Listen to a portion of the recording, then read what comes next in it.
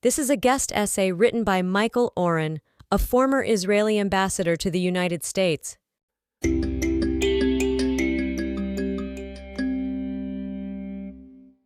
I used to say that when I was born, a decade after the end of World War II, the ovens of Auschwitz were still warm. Since then, I believed they had cooled to the point of extinction. I was wrong. The crematoria are still very warm and rapidly getting hotter. The Holocaust never completely ended. That is my conclusion 7 months after the Hamas attack of October 7th, attending funerals and shivas in Israel, visiting the families of hostages and sheltering from incoming rockets, and in the United States, interviewing on news channels, meeting with Jewish students, and addressing audiences from coast to coast. The Holocaust continues, I have concluded. Of course, the camps were liberated, and Nazi Germany was destroyed, but what persists is the hatred that made the Holocaust possible. What metastasizes daily is the systematic dehumanization of the Jews. If one of the manifestations of anti-Semitism is an unhealthy obsession with Jews, the Gaza war is a 24/7 example. No conflict in recent history, not the massacre of 500,000 people in Syria, 400,000 in Yemen, or the vicious civil war still raging in Sudan today, achieved a fraction of the media's fascination with Gaza. And who remembers Ukraine? When Assad's tanks mow down thousands of Palestinian refugees outside of Damascus, nobody in the media notices.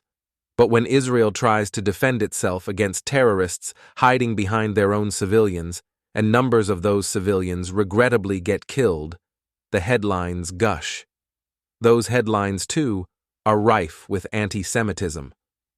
Many still euphemize as militants the mass murderers, immolators, and rapists who would otherwise be labeled terrorists if their victims were not Jews. Similarly, the press regards as credible the number of civilian casualties published by Hamas's health ministry, though its figures are infamously inflated and include both dead terrorists and civilians killed by short-falling rockets, solely because the people purportedly causing those casualties are Jews. The impulse, however subliminal, is to downgrade the importance of Jewish life while emphasizing Jewish disregard for the lives of others. The once meticulous Committee for the Protection of Journalists has claimed that dozens of reporters have been killed so far in Gaza, almost as many as in all of Vietnam and World War II, while confirming only a handful of them. The Committee for the Protection of Journalists' purpose is to prove that the Israelis, really the Jews, deliberately target the press. The media's treatment of Israel incorporates the classic anti-Semitic myths of the original sin, the massacre of the innocents, and the blood libel. Like the Nazis who pursued the final solution, even at the cost of their war effort, the Jews kill civilians, so the anti-Semites say, even at the expense of their own war effort, as calls for a ceasefire multiply. Shylock-like, Jews relish the role of flesh robber. That is the subtext. It is inherent in the ceaseless press coverage of Palestinian suffering, and especially in the death rate among Palestinian children. Yet it also informs the statements of avowedly pro-Israel American leaders who reflexively expect Israel to fight Hamas in accordance with international law. Of course, in its efforts to avoid inflicting civilian casualties, the IDF exceeds all other Western armies, including that of the United States. Still, far too many Palestinians have been killed, declared U.S. Secretary of State Tony Blinken.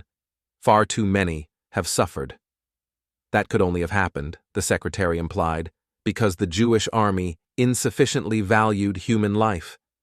Nevertheless, all these references to classic anti-Semitic tropes would not suffice to dehumanize all the Jews. Merely accusing them of being bloodthirsty, even for the blood of children, would not be grounds for deeming their lives worthless and the taking of them praiseworthy. Establishing that pretext was the mission of the many university faculty and student petitions blaming Israel for the horrors of October 7th and absolving Hamas of all culpability, on the contrary, lionizing the terrorists as freedom fighters. It is the thrust of all the demonstrators who accuse Israel of perpetuating the genocide that Hamas actually tried to commit, who deny October 7, 2023, much like those who deny October 7, 1943, the day that Transport 47C departed from Vienna for Auschwitz. The notion that this was a massacre of Jews is a fabricated narrative, one of the participants in a recent Oakland, California City Council meeting declared. Many of those killed on October 7th, including children, were killed by the IDF. Another attendee opined, "There have not been beheading of babies and rapings. Israel murdered their own people on October 7th. And yet another, "To hear them complain about Hamas violence is like listening to a wife-beater complain when his wife finally stands up and fights back." The council, it should be noted, was debating whether to include in a call for an immediate ceasefire, precisely Hamas's goal, a single sentence, condemning the wholesale butchery of Jews. And still, this demonization of the Jews and the valorization of those who slaughter them, the satanic portrayals of Jews and the justness of their suffering, cannot substantiate the claim that the Holocaust to this day continues. That requires looking beneath the memes, the tools, as I call them, for annihilating an entire people. One such tool, wielded by the extreme pro-Palestinian left and its intersectional allies, is to label Israeli toddlers white colonial settlers, or equating the Israeli peace activists living within the Green Line with the Afrikaners who supported apartheid. On the other side of the political spectrum, the neo-Nazis denounce the Jews for opening America's gates to immigrants of color who will replace the country's white Christian rulers. In both cases, the Jew haters assign the worst possible qualities to Jews, rendering them irredeemable. Eradicable. It is Palestinian mega-influencer Gigi Hadid sharing a video to her 79 million followers on her Instagram stories, accusing the Israelis of harvesting the organs of assassinated Palestinians. It is the Nazis equating Jews with Bolsheviks and likening them to parasites and rats.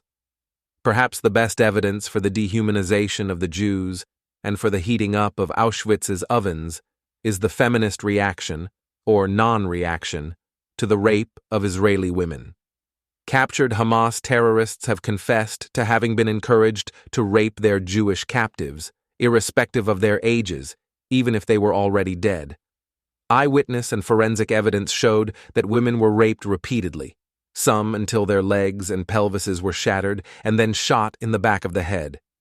Yet the reaction of the world's feminist organizations was silence at best, but in many cases asserting either that the victims, white, colonialist, genocidal, deserved to be violated, or that the rapes were an Israeli fraud. The Sisters Uncut movement went further by insisting that the mere accusation of rape was, quote, an Islamophobic and racist weaponization of sexual violence. In other words, Jewish women cannot be raped because they are not really women, and those who do rape them are immune from criticism because they have performed an act of justice. Jewish women are worse than defeminized. They are subhuman. Neither by accident does the Hamas charter evoke the protocols of the Elders of Zion, nor that Arabic translations of Mein Kampf have been found in a Hamas base in Gaza. Hamas has taken a page from the Nazi handbook and improved on it. The Nazis were forbidden to have relations with Jewish women because they belonged to an inferior race, yet for the same reason, Hamas terrorists were enjoined to do so. Either way, Jews are considered outside and beneath the human race. Once we have been reduced to unsalvageable, the minute our murder becomes both necessary and laudable, the Jews are ripe for extermination. Many readers may question whether my thesis goes too far and even diminishes the uniqueness of the Holocaust in history. If so, I ask those readers to ask themselves whether, on October 7th, the terrorists had not been stopped in southern Israel, but would have pressed their rampage eastward and north to Beersheba, Jerusalem, and Tel Aviv. What if they had butchered and burnt not 1,200 Israeli Jews but 7 million, outdistancing the Nazis and broadcasting their accomplishments to the world? Would the world have acted much differently? Would the Oakland City Council be passing a different resolution and demonstrators cease hoisting posters of "Keep the World Clean" and chanting, "From the river to the sea"? Or would the reaction be quiet empathy at best, and at worst, a sense that we Jews had it coming?